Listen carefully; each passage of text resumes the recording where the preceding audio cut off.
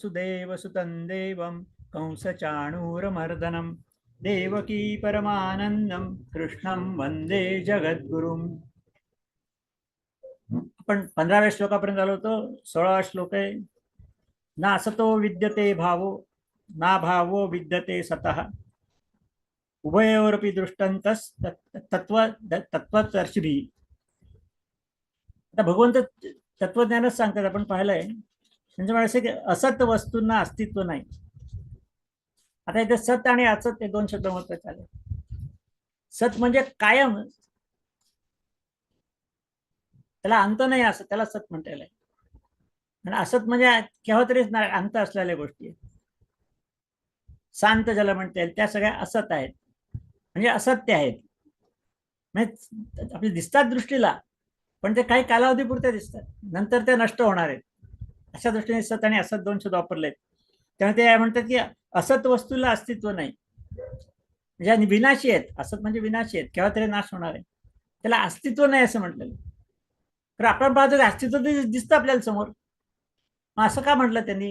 याचं कारण असं की अस्तित्व कायमचं नाही असं म्हटलेलं आहे. त्या कायम नाही आहेत, आहे पण केव्हा केव्हा तरी संपणार आहेत. किंवा ना प्रत्येक ज्या गोष्टीला जन्म आला ती मृत्यूच्या दिशेनेच वाटचाल करत असते.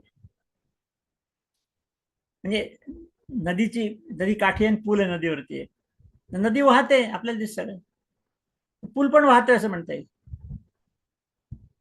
कारण पूल देखील क्षीण होत चाललाय प्रत्येक क्षणाला, आणि केव्हा तरी तो नष्ट होणार आहे. तो मोडला जाणार आहे, नवीन टाका येणार आहे, होणारच आहे केव्हा तरी. प्रत्येक वस्तूला असं आहेच, म्हणून त्याला असत म्हटलेलं आहे. आणि असत वस्तूला अस्तित्व नाही असं भगवंत म्हणतात. हे कायमस्वरूपी नाही अशा अर्थाने लक्षात घ्यायचं. आपण तात्पुरतं तर दिसतच आहे आपल्याला, आहे अस्तित्व, पण सातत्य नाही त्याला. ते केव्हा तरी नष्ट होणार आहे. आणि त्याच्याबरोबरच सत वस्तूंचा अभाव नाही. सत वस्तू त्या अभावाने नष्ट होणार नाहीत कधी. पण दोन महत्वाचे भाग सांगितले, सत आणि असत. तर पुढे त्याचा आणखीन तपशीलवार देणार आहे. सत म्हणजे काय, तर ज्या सगळ्या सृष्टीच्या मागे असणारे जे प्रेरक तत्व आहे ते सत आहे सगळं, म्हणून ते कायमच आहे आणि ते अस्तित्व आहे म्हटलंय त्याला. आणि ज्या वस्तू निर्माण झालेल्या आहेत त्यातनं, हे सगळं ब्रह्मांडच म्हणजे हे असत आहे. कारण केव्हा तरी ते नाहीसं होणार आहे. सगळं ब्रह्मांड सुद्धा केव्हा तरी प्रलय होणार आहे, सगळं संपूर्ण विश्व नाहीसं होणार आहे, आणि नंतर पुन्हा नवीन निर्माण होणार आहे. हे सगळं पुढे आणखीन वर्णन आलेलंच आहे, भगवंतांनी केलेलं आहे. पण त्यांनी म्हटलं ह्या दोन गोष्टी आहेत. असत वस्तूला अस्तित्व नाही कायमचं, आणि सत वस्तूला अभाव नाही, ते आहेच कायम. आणि मग हे सगळं सत्य स्वरूप जे आहे हे तत्वज्ञानी लोकांनी पाहिलं. म्हणजे तत्वज्ञान म्हणजे हेच, तत्वाचं ज्ञान म्हणजे तत्वज्ञान, आणि तत्व म्हणजे परमतत्वाचं ज्ञान. तर परमतत्व हेच ज्ञान आहे की ते कायमचं आहे, ते कधी नष्ट होणार नाही. आणि परमतत्व शक्ती रूप आहे, एनर्जी रूप आहे.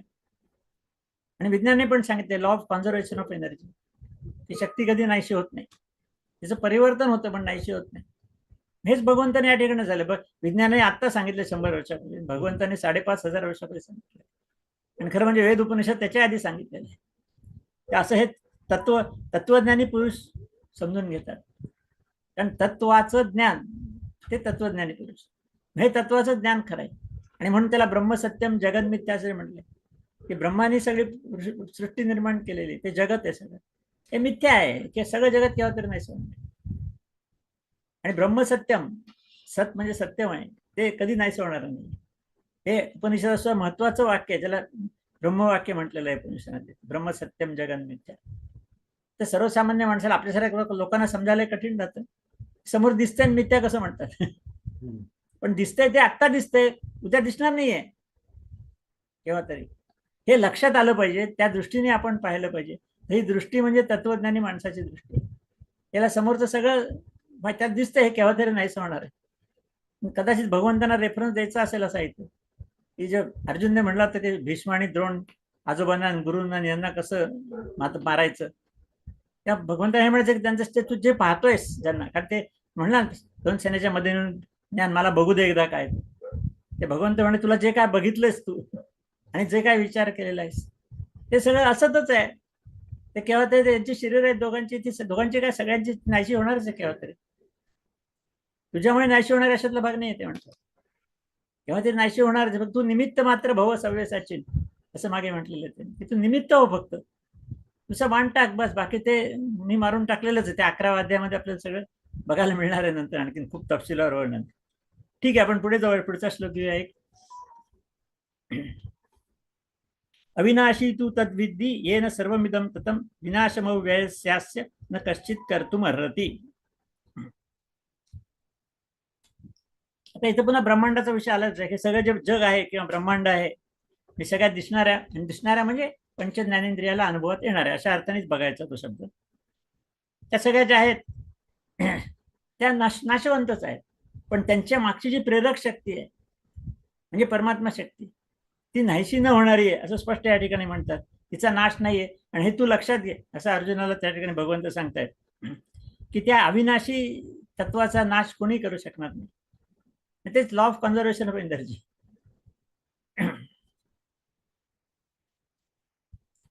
तर स्वरूप बदलत जातात. निर्णय जन्म येतात, निर्णय योनी बनत, निर्णय प्रकारच्या योनी आहेत, सगळं बदलत आहे, सगळं बदलत आहे सगळं. म्हणून ते असं ते बदलतं पण आहे, नाहीसं पण होते, नवीन पण निर्माण होते. हे सातत्याने त्या ठिकाणी चक्र चाललंय. आणि मानवी जीवनात पण जन्म मृत्यूचं चक्र चाललेलं आहे. जन्म आला की मृत्यू येतोच केव्हा केव्हा, मृत्यू आला की पुन्हा जन्म मिळतोच, ते पण केव्हा केव्हा. हे जन्म मृत्यूचं चक्र चाललंय, पण हे सातत्याने बदलतंय. मागच्या श्लोकात ते म्हणले देह सुद्धा बदलतोय सारखा, त्याच्यावर आपण चर्चा केली.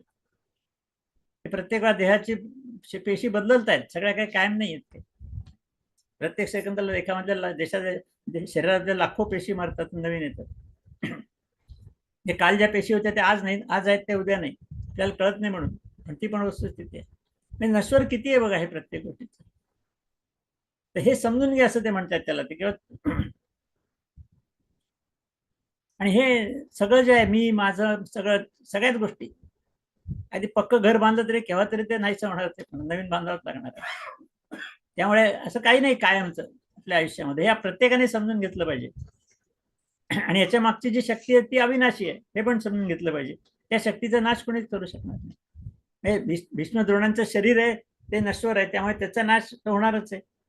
तू कशाला काळजी करतो त्याची, तुझ्यामुळे होणार आहे. पण प्रत्यक्ष होण्याचं कारण तात्पुरतं कारण म्हणता येईल, पण मूळ कारण जे आहे ते नाही, काही जण झालं तरी नसतं.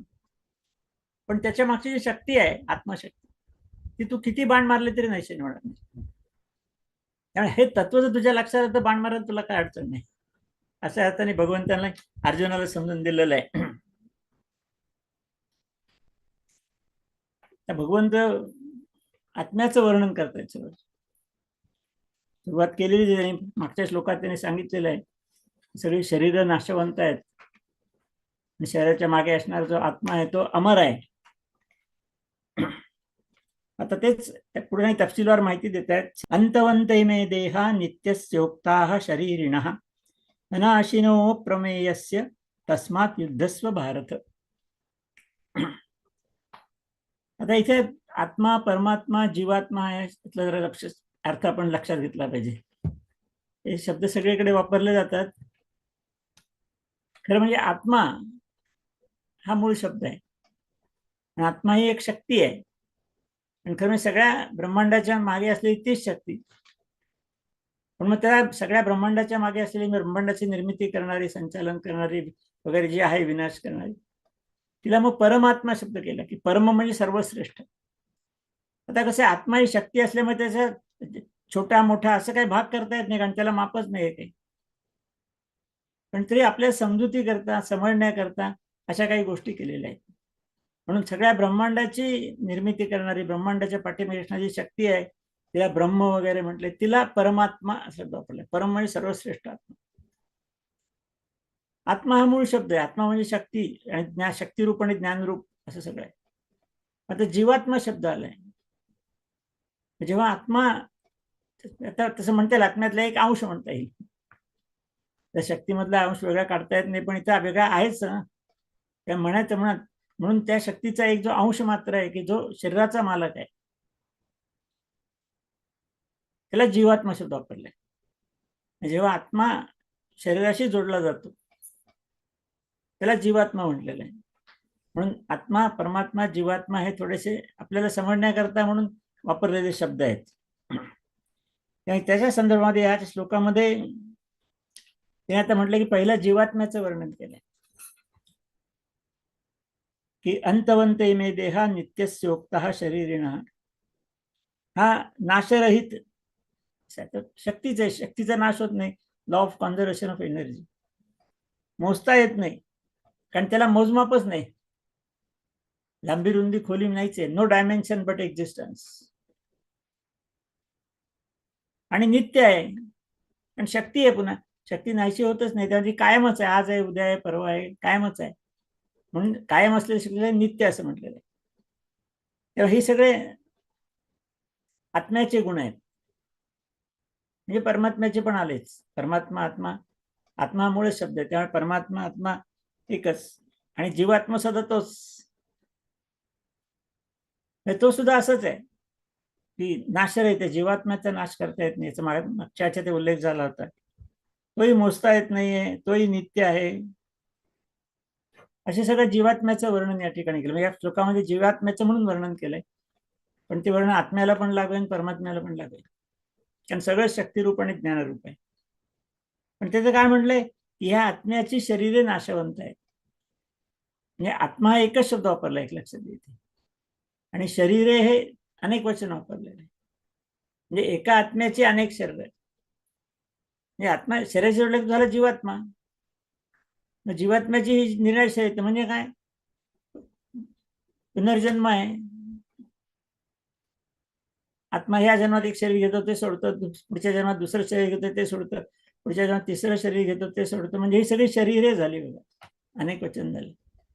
आत्मा एक, जीवात्मा एकच, पण तो शरीर बदलत राहतो, म्हणून शरीर अनेके राहतात. म्हणून शरीर शब्द अनेक वचनी, आत्मा जीवात्मा शब्द एक वचनी वापरलाय की अशा जीवात्म्याची सगळं शरीर ही नाशवंत आहेत. पण ते तर आहेच, कारण एक शरीर नाहीसं होतं मगच तो दुसरा घेतो. एका वेळा काही सगळी शरीर घेत नाही. एक शरीर स्वीकारतो, त्या शरीराच्या माध्यमातून सगळं आयुष्य काढतो, मग ते शरीर सोडून देतो, मग दुसरं शरीर घेतो, पुन्हा तेच, मग तिसरं शरीर. म्हणजे ही सगळी शरीर ही सगळी नाशवंत आहेत. तर एवढाच अर्थ या ठिकाणी सांगितलेला आहे. आणि म्हणून तू युद्ध कर. पण ह्याचे संबंध कसा? पुन्हा तेच की अर्जुनाला माहिती होते का ते सगळे तो म्हणत होता की सगळे मरणार. माझे गुरु, आजोबा, नातेवाईक, मागे सगळे उल्लेख केलेले सगळे शुद्ध क्षेत्रावर आलेली सगळी मंडळी मरणारच आहेत. त्यांना कशाला मारायचं? त्यापेक्षा आपण युद्ध करू नये, या मतापासून तो होता. म्हणून ते भगवंत म्हटले सगळी शरीर नाशवंतच आहेत. तू नाही मारलं तरी ते मरणारच आहेत केव्हा तरी. मग असं जर असेलच, मरणारच असतील शरीर, आणि त्यांचा जीवात्मा मरणार नाहीये, तो त्याला किती प्रयत्न केला तरी कोणी मारू शकणार नाही. मग तुझं कर्तव्य तू का करत नाहीस? तू योद्धा आहेस, युद्ध करणं तुझं कर्तव्य आहे. युद्ध करायला क्षेत्र युद्धभूमीवर आलेला आहेस, तेव्हा तुझं कर्तव्य तू कर. ही सगळी शरीर मी मारतो असं म्हणू नकोस. त्या तुझ्यामुळे मरणार आहेत असं म्हणूच नको. त्याचा काही संबंध नाही, ते नाहीतरी मरणारच आहेत. मग तू काय काळजी करू नको, युद्ध कर. अशा अर्थाने भगवंताने त्याला पुन्हा युद्ध करण्याची प्रेरणा या श्लोकात दिलेली आहे. पुढचा एक श्लोक घेऊ आपण आणखी. एनम वेत्ति हंतारम यश्चैनम मन्यते हतम उभौ तौ न विजानीतो नायम हंती न हन्यते. आता हे अशाच सगळ्याच गोष्टीचा पुन्हा पुन्हा ते खुलासा करतायत. हा जो जीवात्मा आहे, जीवात्मा आत्मा दोन्ही शब्द साधारण बरेच वेळा दोन्ही वापरले जातात. जीवात्मा मुख्य शब्द आहे, पण आत्मा म्हणजे स्वतः जीवात्मा म्हणून वापरला आहे. की आत्म्याला मारणार आहे म्हणजे आत्मा मारतोय कोणाला तरी, असं काहीच नाही. तो काही मारू शकणार नाही. आत्मा स्वतः निष्क्रिय आहे, हे पण लक्षात ठेवा. आत्मा स्वतः निष्क्रिय, तो नाही कर, पण त्याच्या अस्तित्वामधनं क्रिया होतात सगळे. त्यामुळे तो मारणार आहे, तो मारतो असं नाही. ज्यात तू म्हणतो मी मारतो, तो मी म्हणजे तो आत्मा मारत नाही, ते शरीर मारत. त्यामुळे आत्मा हा कोणाला मारणारा नाहीये, कोणालाच मारणार नाही, कारण ती शक्ती आहे, पण ती मारणे स्वतः शक्तीने काही होत नाही. आत्मा शरीराच्या माध्यमातून क्रिया करतो सर. त्यामुळे शरीर करतं. आत्म्याच्या उपस्थिती असावी लागते. आत्म्याची उपस्थिती नसेल तर शरीर काही करू शकणार नाही. पण आत्म्याच्या उपस्थितीमध्ये आत्मा काही करत नाही, तर शरीर करतं. म्हणून ते म्हणले की आत्मा हा मारणारा आहे असं मानतो जो कोणी, किंवा आत्मा मेला असं मानतो. ते दोघंही अज्ञानी आहे असं भगवान त्या ठिकाणी म्हणतात. म्हणजे आत्म्याला मारणारा समजणं किंवा मेला असं समजणं हे अज्ञान आहे. पण आत्मा मारतही नाही आणि मरतही नाही, हेच तत्व या ठिकाणी पुन्हा सांगितलं. आणि म्हणून तेच म्हणत की मुख्य त्यामुळे आत्मा खरं वास्तविक होता कोणालाही मारतही नाही आणि तो मरतही नाहीये. आता एवढाच अर्थ याच्यात दिलेला आहे.